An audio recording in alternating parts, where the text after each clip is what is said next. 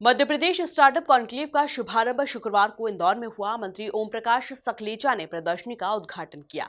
ये अलग अलग सत्रों में आयोजित हुआ। वहीं कार्यक्रम में सीएम शिवराज सिंह चौहान शामिल हुए और प्रधानमंत्री नरेंद्र मोदी वर्चुअली जुड़े और स्टार्टअप नीति को लॉन्च किया।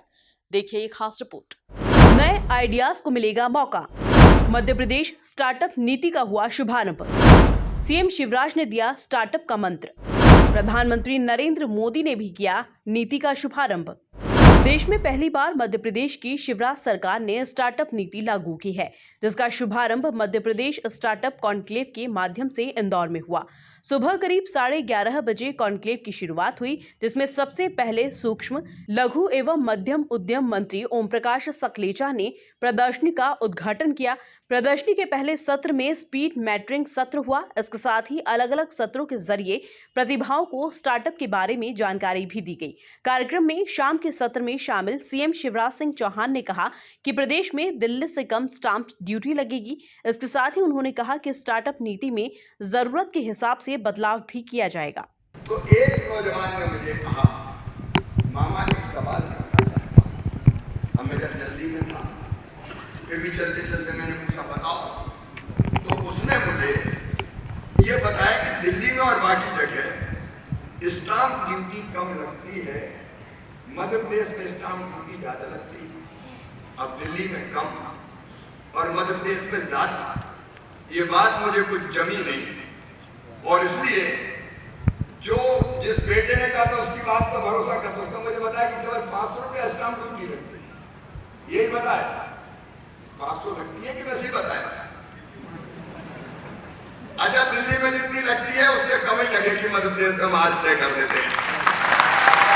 कार्यक्रम में वर्चुअल तरीके से प्रधानमंत्री नरेंद्र मोदी भी जुड़े, जिन्होंने प्रतिभाओं को लोकल फॉर वोकल के जरिए स्टार्टअप को मदद मिल सकती है, क्योंकि लोकल प्रोडक्ट को पहचान देने के लिए पैकेजिंग की जरूरत होती है। स्टार्टअप्स के जरिए केंद्र सरकार तमाम प्रयास कर रही है। कई योजनाओं के जरिए सरकार मदद करने में जुटी हुई है।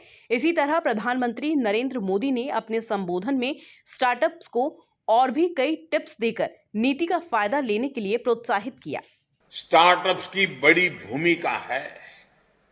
इसी तरह local for vocal, vocal for local, vocal for local के जन आंदोलन को मजबूत करने के लिए भी स्टार्टअप्स बहुत कुछ कर सकते हैं।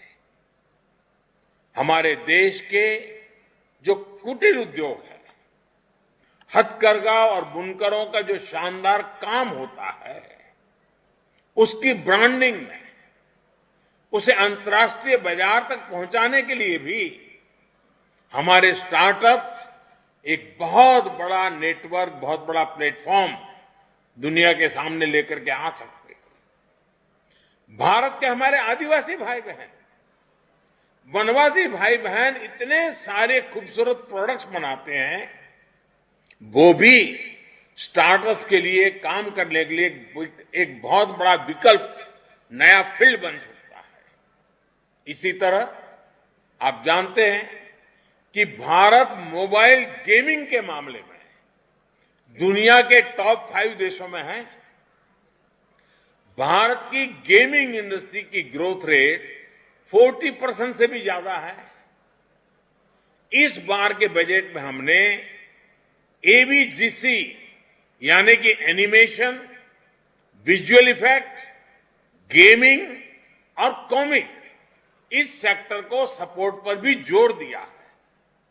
भारत के स्टार्टअप्स के लिए भी एक बड़ा सेक्टर है जिसका वो नेतृत्व कर सकते हैं। इस अवसर पर मंत्री तुलसी सिलावट, उषा ठाकुर, सांसद शंकर लालवानी, एमएसएमई विभाग के सचिव पी नरहरी, संचालक विशेष गढ़पाले, विधायक रमेश मेंदुला, महेंद्र हार्डिया, आकाश विजयवर्गीय, आईडीए अध्यक्ष जयपाल सिंह चावड़ा, सावंत सोनकर समेत तमाम जनप्रतिनिधि मौजूद रहे।